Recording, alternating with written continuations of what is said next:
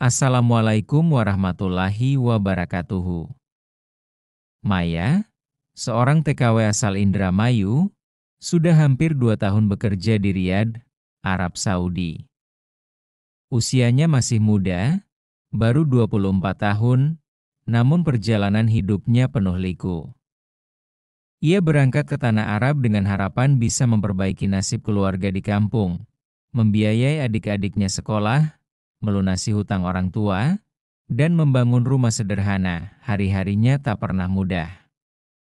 Sejak pertama kali menginjakan kaki di rumah majikan, Maya harus terbiasa dengan pekerjaan berat, membersihkan rumah besar bertingkat, menyiapkan makanan khas Arab, hingga merawat anak-anak majikan yang aktif. Namun, semua itu ia jalani dengan sabar. Namun, di balik kesabarannya, Maya menyimpan satu rahasia besar yang tak pernah ia ceritakan kepada siapapun, bahkan pada teman sesama TKW.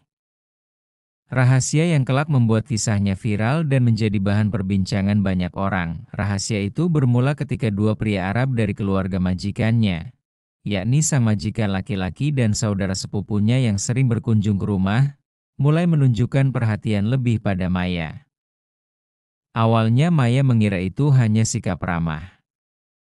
Tetapi lama-kelamaan, sikap mereka berubah menjadi sesuatu yang sulit ia tolak. Maya yang awalnya hanya ingin bekerja dengan tenang, tanpa sadar terseret dalam pusaran hubungan yang rumit. Ia harus melayani dua pria sekaligus. Sebuah situasi yang membuatnya terjebak antara rasa takut, kebutuhan, dan dilema moral. Di satu sisi, Maya merasa hina karena melanggar batasan dirinya sebagai perempuan. Namun di sisi lain, ada sesuatu yang membuatnya tak bisa begitu saja melepaskan diri. Ada janji, ada iming-iming, dan ada rahasia besar yang kelak akan terbongkar, membuat banyak orang syok dan tak percaya bahwa seorang TKW sederhana bisa masuk dalam permainan yang begitu rumit. Kisah Maya baru saja dimulai, bagian 2. Perhatian yang tak biasa hari itu. Suasana rumah majikan sedang ramai. Sepupu majikan, bernama Faisal, baru saja datang dari Jeddah. Ia berusia sekitar 30 tahun, gagah, dan dikenal sebagai pebisnis sukses. Biasanya Maya hanya menyapa sekilas, lalu kembali sibuk di dapur atau membersihkan ruang tamu. Namun kali ini berbeda, Faisal berulang kali menatap Maya dengan cara yang membuatnya merasa risih sekaligus bingung. "Entimin Indonesia?" tanya Faisal dalam bahasa Arab yang patah-patah Maya mengerti. Sambil tersenyum lebar. "Iya, saya dari Indonesia, Tuan," jawab Maya singkat, menundukkan kepala sang majikan, Abdullah, yang duduk di sofa besar, hanya tersenyum kecil sambil menyeruput kopi. Namun sorot matanya saat menatap Maya terasa janggal. Seakan ada sesuatu yang ia simpan. Sejak beberapa bulan terakhir, Abdullah memang kerap meminta Maya menemaninya berbicara di ruang kerja, lebih dari sekadar urusan pekerjaan rumah. Maya berusaha mengabaikan perhatian yang tak wajar itu, tapi dalam diam ia mulai sadar, dua pria itu menaruh minat padanya. Abdullah sebagai majikan yang memiliki kuasa, dan Faisal sebagai pria yang sering datang membawa hadiah kecil, seperti parfum, jilbab, atau makanan khas Jeddah yang sulit ditolak. Malam itu, setelah semua penghuni rumah tertidur, Abdullah memanggil Maya ke ruang tamu. Suaranya berat dan tegas, "Maya, duduklah. Aku ingin bicara." Dengan perasaan cemas, Maya menuruti. Abdullah menatapnya lama, lalu berkata pelan, "Aku tahu Faisal menyukaimu. Tapi kau juga tahu, aku tidak bisa membiarkanmu terlalu dekat dengannya. Kau di rumah ini, dan aku yang bertanggung jawab padamu." Hati Maya berdegup kencang. Kata-kata itu membuatnya sadar bahwa ia kini berada di tengah pusaran dua pria Arab sekaligus. Ia tak tahu harus bagaimana. Menolak bisa berbahaya. Menerima bisa makin menjerumuskannya. Yang lebih mengejutkan, Abdullah kemudian berbisik sesuatu yang tak pernah ia bayangkan sebelumnya. Sesuatu yang menjadi awal dari rahasia besar yang kelak membuat kisah Maya jadi viral dan bikin banyak orang syok. Tangan menunjuk kanan, mau saya teruskan ke bagian 3 sekarang? Bagian 3. Rahasia yang terungkap, Maya. Suara Abdullah terdengar pelan namun menusuk. Kau harus tahu sesuatu. Faisal itu bukan hanya sepupuku, dia juga calon penerus bisnis keluarga. Dan dia sudah bilang padaku, dia menginginkanmu. Maya tercekat. Tangannya yang gemetar mencoba meremas ujung jilbabnya. Tuan, saya hanya bekerja di sini. Saya tidak ingin masalah. Suaranya bergetar, nyaris tak terdengar. Abdullah mendekat, menatap Maya lekat-lekat. Aku tahu. Tapi keadaan tidak sesederhana itu. Faisal sudah lama memperhatikanmu. Dan aku sendiri juga tidak bisa melepaskanmu begitu saja. Perkataan itu membuat Maya benar-benar bingung. Bagaimana mungkin dua pria yang masih punya hubungan keluarga bisa menginginkannya di saat yang sama? Ia merasa terjebak, seperti burung kecil di dalam sangkar emas, tak bisa lari, tapi juga tak bebas. Beberapa hari kemudian, rahasia itu semakin jelas. Faisal mulai terang-terangan menunjukkan perhatiannya. Ia sering menunggu Maya di dapur, membantunya mengambilkan air, bahkan sesekali menyelipkan uang di tangannya sambil berbisik, "Untukmu. Jangan bilang siapa-siapa." Namun di malam yang berbeda, Abdullah kembali memanggil Maya ke ruang kerjanya. Kali ini ia bicara lebih jujur. Maya, dengarkan baik-baik. Aku tidak bisa menolak Faisal.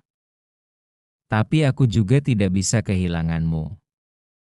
Maka, aku ingin kau tetap bersamaku, meski Faisal juga akan bersamamu. Maya terdiam. Kata-kata itu membuatnya syok. Ia nyaris tak bisa bernapas mendengarnya. Dua pria Arab sekaligus, dan keduanya ingin dirinya dalam waktu yang sama. Malam itu Maya menangis sendirian di kamar pembantu.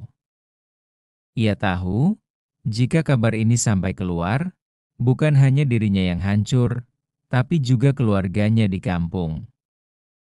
Namun yang membuatnya semakin takut adalah Abdullah dan Faisal tampaknya sudah sepakat diam-diam untuk berbagi dirinya, dan dari sinilah rahasia besar itu mulai berjalan. Tangan menunjuk kanan, apakah mau saya lanjutkan ke bagian 4? Sejak malam pengakuan itu, hidup Maya berubah drastis. Ia tak lagi sekadar TKW yang bekerja membersihkan rumah dan memasak. Kini, ia berada di tengah pusaran permainan yang sulit dijelaskan. Abdullah tetap menunjukkan sikap sebagai majikan, tegas dan penuh kuasa. Namun diam-diam ia menuntut Maya untuk lebih dari sekadar pekerja. Kadang ia meminta Maya menemaninya berbincang panjang di ruang kerja, membicarakan banyak hal mulai dari bisnis hingga keluarga. Anehnya, di balik tatapannya yang keras, Abdullah selalu menekankan bahwa Maya tidak boleh menceritakan apapun kepada siapapun, sementara Faisal berbeda lagi caranya. Ia lebih lembut, penuh rayuan, dan selalu datang dengan hadiah. Hampir setiap kali berkunjung, ia membawa sesuatu untuk Maya, jam tangan, kain sutra, atau sekadar makanan manis. Dan di setiap kesempatan, Faisal selalu berusaha mendekati Maya lebih jauh. Bagi Maya, situasi ini benar-benar menyesakan. Ia ingin menolak, tetapi tidak bisa. Abdullah adalah majikannya, sedangkan Faisal punya kuasa besar dalam keluarga itu. Menolak salah satu berarti menimbulkan masalah, menolak keduanya bisa berarti bencana. Malam itu, ketika semua penghuni rumah sudah tidur, Faisal kembali mencari Maya. Dengan suara pelan, ia berbisik di depan dapur, "Maya, jangan takut. Aku tidak akan menyakitimu. Aku hanya ingin kau percaya padaku. Abdullah mungkin menganggapmu miliknya, tapi aku ingin lebih dari itu. Aku ingin kau jadi bagian dari hidupku. Kata-kata itu membuat Maya semakin bingung. Antara takut, bimbang, dan sedikit tersentuh. Bagaimanapun juga, Faisal memperlakukannya dengan lebih lembut dibanding Abdullah. Namun Maya sadar, jika ia menuruti Faisal, berarti ia melanggar aturan majikannya. Hari-hari berikutnya semakin sulit. Abdullah dan Faisal seperti saling tarik-menarik soal dirinya. Dan Maya, yang hanya ingin bekerja dengan tenang demi keluarganya di kampung, kini harus menjalani peran ganda yang penuh rahasia. Rahasia yang jika suatu hari terbongkar, bisa menghancurkan semuanya. Tangan menunjuk kanan mau saya lanjutkan ke bagian 5. Bagian 5. Pijakan rahasia. Beberapa minggu berlalu, Maya mulai belajar menavigasi situasi yang pelik ini. Di siang hari, ia tetap menjadi TKW yang rajin, membersihkan rumah, menyiapkan makanan, dan mengurus anak-anak majikan. Tapi di malam hari, hidupnya berubah drastis. Abdullah dan Faisal bergantian memperhatikannya dengan cara yang semakin intens. Suatu malam, Abdullah memanggil Maya ke ruang kerjanya. Ia duduk di kursi kulit besar, menatap Maya dengan serius. "Maya, kau harus tahu, ini bukan soal suka atau tidak suka. Ini tentang kepercayaan. Aku percaya padamu, dan aku ingin kau tetap di sisiku. Tapi ada aturan yang harus kau patuhi," katanya pelan. Maya mengangguk, meski hatinya berdebar. Ia tahu, aturan itu berarti ia harus menyediakan dirinya untuk dua pria itu secara diam-diam. Hanya dengan cara ini, ia bisa menjaga keamanan dirinya dan keluarganya di Indonesia. Faisal, di sisi lain, tidak terlalu formal. Ia sering muncul di dapur atau ruang tamu saat Maya sedang bekerja, membawa hadiah atau sekadar bercakap ringan. Ia selalu tersenyum hangat, membuat Maya merasa sedikit nyaman meski situasinya menekan. "Maya, aku ingin kau bahagia. Jangan takut pada Abdullah. Dia mungkin keras, tapi aku akan selalu ada untukmu," bisik Faisal suatu malam, sambil menaruh tangannya di bahu Maya sebentar. Maya menyadari satu hal, hidupnya kini memiliki dua dunia yang berbeda. Siang hari ia harus tampil sebagai pekerja yang patuh, malam hari ia harus menuruti aturan yang tidak tertulis, menjaga rahasia yang bisa menghancurkan reputasinya jika terbongkar. Ia juga mulai membuat catatan kecil di dalam hati, tentang jadwal mereka berdua, batasan yang harus ia patuhi, dan cara-cara untuk menghindari konflik antara Abdullah dan Faisal. Ini adalah strategi rahasia yang ia ciptakan demi bertahan. Namun, semakin lama, Maya mulai merasakan tekanan yang berat. Tubuh dan pikirannya lelah, hatinya penuh dilema, dan ia merasa semakin sulit memisahkan rasa takut, kebutuhan, dan sedikit rasa nyaman yang diberikan Faisal. Malam itu, sebelum tidur, Maya menangis sendiri. Ia tahu jalan yang ia pilih adalah jalan penuh rahasia, dan satu kesalahan bisa menghancurkan segalanya. Karirnya, hidupnya, bahkan keluarga yang ia cintai di Indonesia. Rahasia besar itu, yang kelak membuat kisahnya viral, mulai menimbulkan tanda-tanda konflik yang tak bisa ia hindari. Tangan menunjuk kanan mau saya lanjutkan ke bagian 6.